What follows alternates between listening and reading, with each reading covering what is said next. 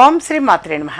ఇప్పుడు తెలియజేసే అంశము, ఎవరైనా దారిద్ర్యంతో బాధపడుతున్నారు అనంటే ఆ దారిద్ర్య బాధ తొలగిపోవటం కోసము, అలాగే అనారోగ్యంతో బాధపడుతున్నారు అనంటే మరి చక్కని ఆరోగ్యం పొందేందుకు తప్పనిసరిగా చేయవలసిందంటే దృష్టి దోషము తొలగిపోవాలి, ఏడుపు తొలగిపోవాలి అనంటే కనీసంగా ఒక మంగళవారం రోజైనా సరే దుర్గామాతని ఈ విధంగా పూజించాలి.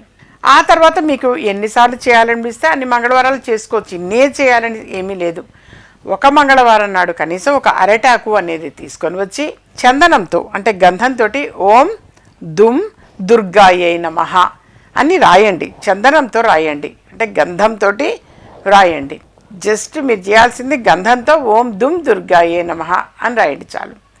రాసి ఎవరైతే అనారోగ్యంతో బాధపడుతూ ఉన్నారో మరి వాళ్ళ రూమ్లో కూడా ఒకటి జస్ట్ క్యాజువల్గా అలా పెట్టుంచండి. వాళ్ళు లేచినప్పుడు అటు ఇటు పెడుతున్నప్పుడు కనబడుతుంది, లేదనంటారు ఇట్లా ఎలా అన్నా సరే వాళ్ళు చూసేటట్టు కనిపించేటట్టుగా అరటాకుని పెట్టి ఉంచండి.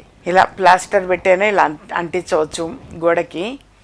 జస్ట్ ఆ రోజు ఇట్లా అందరూ చూసేటట్టు, లేదా మెయిన్ హాల్లో అయినా సరే అరటాకుని ఇలా ప్లాస్టర్ తోటైనా అంటించేసేయండి.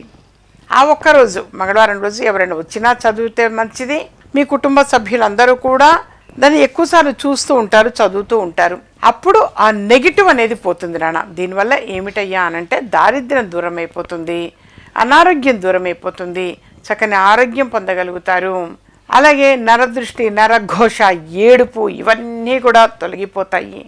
ఒకప్పుడు చాలా బాగున్నామమ్మా, ఈ మధ్యకాలంలో బాగాలేదు అని చెప్పేవాళ్ళు నెంబర్ ఆఫ్ పీపుల్ నాన్న. అది ఓన్లీ డబ్బు ఒక్కటనే కాదు, ఆర్థికంగా కావచ్చు, లేదా మానసిక ప్రశాంతత విషయం కావచ్చు, కుటుంబ సఖ్యత విషయం కావచ్చు. ఏది ఏమైనా మనం పాజిటివ్ రిజల్ట్ పొందటం కోసం ఈ చిన్న పరిహారము అనేది ఆచరించండి. ఆ తర్వాత ఇదేం చేయాలమ్మా అన్న సందేహం కూడా మీకు కలగచ్చు. దాన్ని చుట్టి మామూలుగా పారే నీటిలో అయినా వదిలేసేయచ్చు.